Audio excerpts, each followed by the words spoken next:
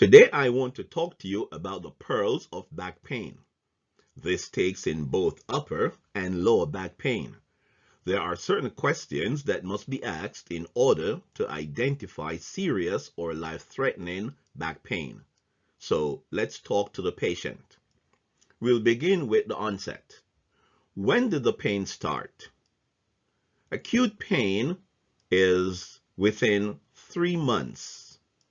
Chronic pain is beyond 3 months.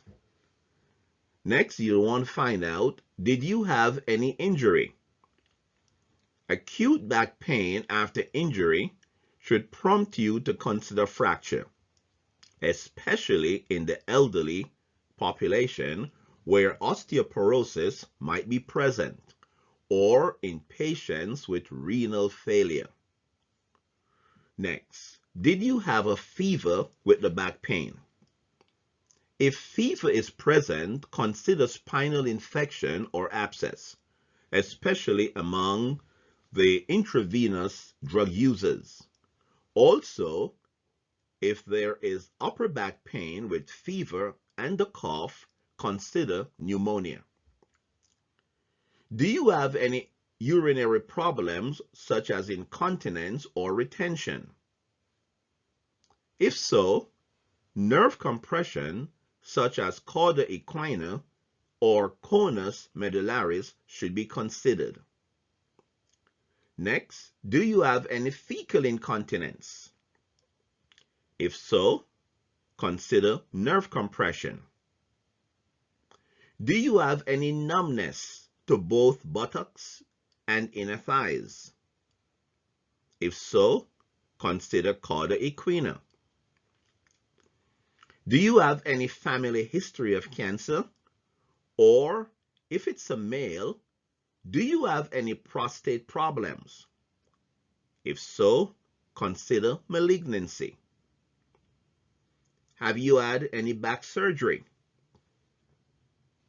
Next, you could ask, do you have any difficulty walking? If so, think about cauda equina syndrome. And lastly, have you had any recent lumbar puncture or epidural injection? If so, consider infection. In the elderly population, hypertension and sudden onset of back pain should prompt you to consider aortic dissection. If the pain is gradual, consider aortic aneurysm. As a clinician, keep in mind that there is common sense in medicine. If there is nothing in the history that suggests danger, and the musculoskeletal and the neurologic examinations are normal, then the likelihood of a life-threatening diagnosis is very unlikely, very low in probability. In such cases, most back pain, where there is no injury, is due to inflammation. When injury is involved, it may be due to strain, sprain, muscle spasm, or contusion. The reassurance is back pain with an absolutely normal neurologic and musculoskeletal exam is not life-threatening. What treatment should be considered? We could start with NSAIDs or muscle relaxants, including benzodiazepine, opiates, neuropathic pain medications, including gabapentin, acetaminophen, and absolutely must, physical therapy. Here are some significant neurologic findings to consider. L1 nerve root is responsible for cremasteric reflex, the distribution of pain to the inguinal region, hip flexion, and the sensation to the inguinal region. L2 nerve root is responsible for cremasteric reflex, distribution of pain to the inguinal and anterior thigh, hip flexion, and adduction and sensation to the anterior thigh. L3 nerve root is responsible for patellar reflex, distribution of pain to the anterior thigh and knee, stimulate the quadriceps adductor, and sensation to the anterior and medial thigh.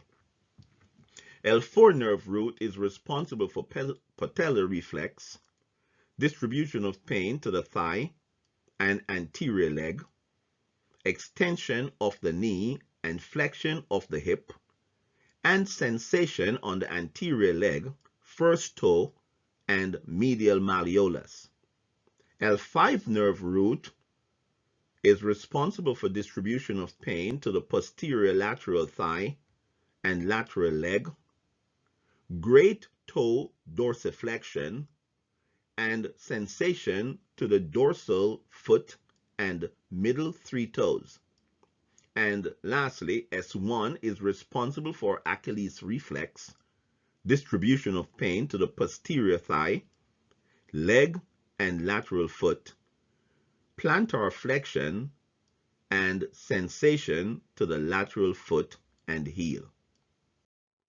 Well, thanks for watching. Please don't forget to like, share, and subscribe. I wish you well. Good night.